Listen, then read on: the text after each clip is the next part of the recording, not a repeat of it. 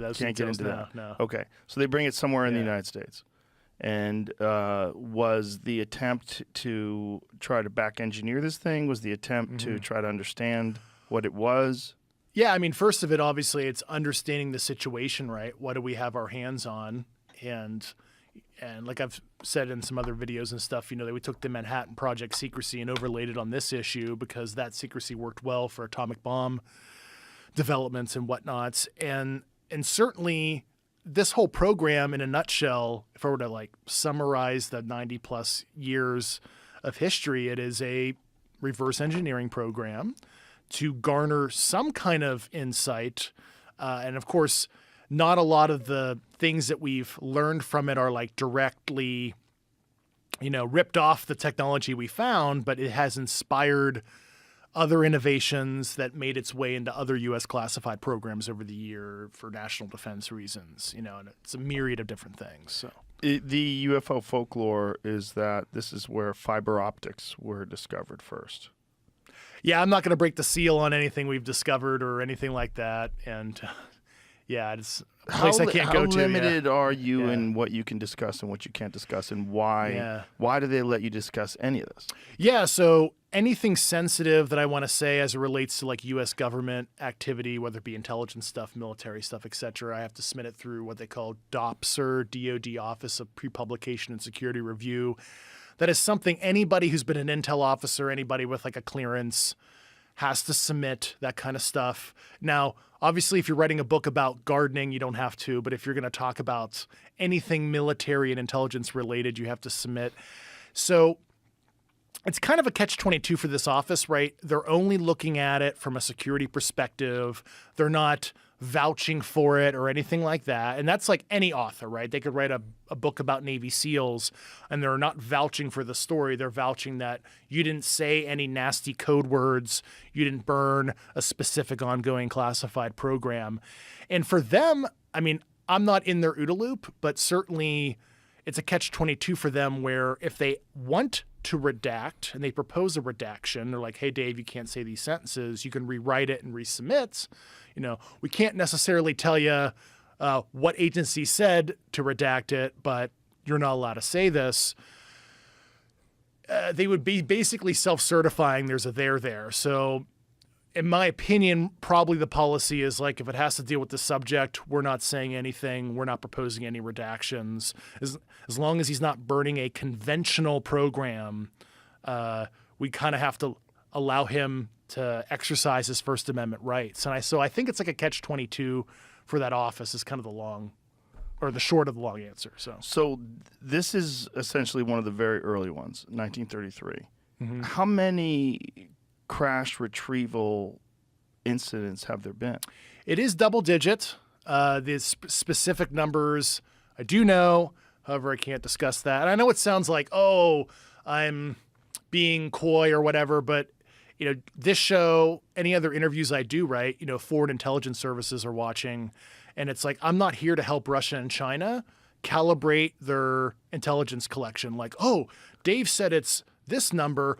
We missed a couple. Shit, let's put it out for the KGB, SVR, and GRU are now going to hit the streets to try to figure out which ones they missed. So I'm here to protect national security, and I'm just trying to put all the general topics out there for public conversation to hold our government accountable, really.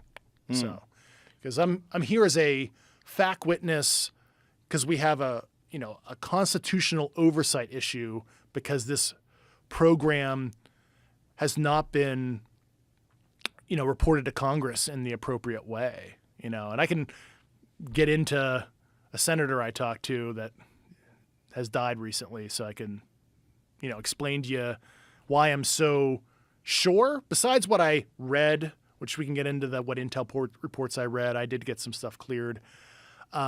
So during my investigation, I'm like, you know what? I need to talk to somebody at the highest levels, right? So, and this will give you an idea of the kind of people we talk to. And this is the only one I'm going to talk about using their name because they died 2 years ago. So in spring 2021, I actually flew with a couple colleagues of mine to Las Vegas.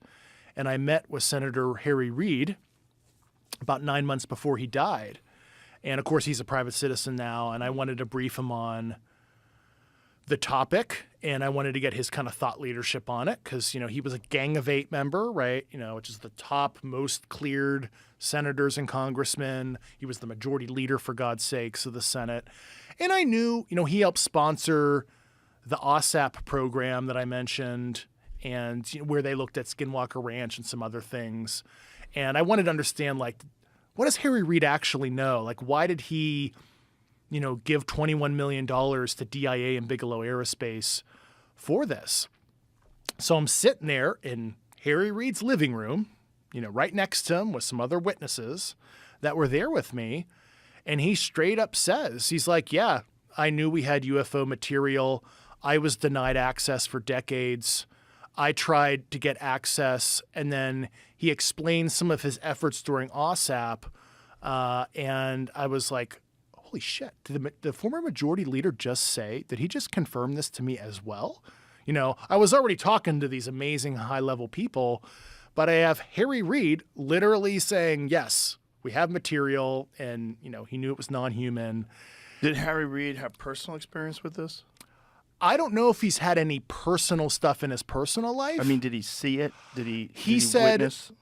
In terms of seeing the material himself, he said he was denied access for years, decades was his term. And he actually told me on behalf of me, he had like a weekly call with President Joe Biden at the time. And he straight up said to me he was going to talk to President Biden about this issue, literally. And then what he was telling me about OSAP, I was like, holy shit, I have like 20 other people that told me this, dude. So the real history, what fucking OSAP was, because I think there's a lot of people out there that think they were looking at ghosts, Skinwalker Ranch. Yes, they went to the ranch as a secondary and tertiary objective. But the real reason, so like there's a document that came out a couple years ago through FOIA from the Defense Intelligence Agency. There was this special access program request that Harry Reid, you might have seen this, I think like George Knapp and company have reported on this, that he sent to the Deputy Secretary of Defense, William Lynn.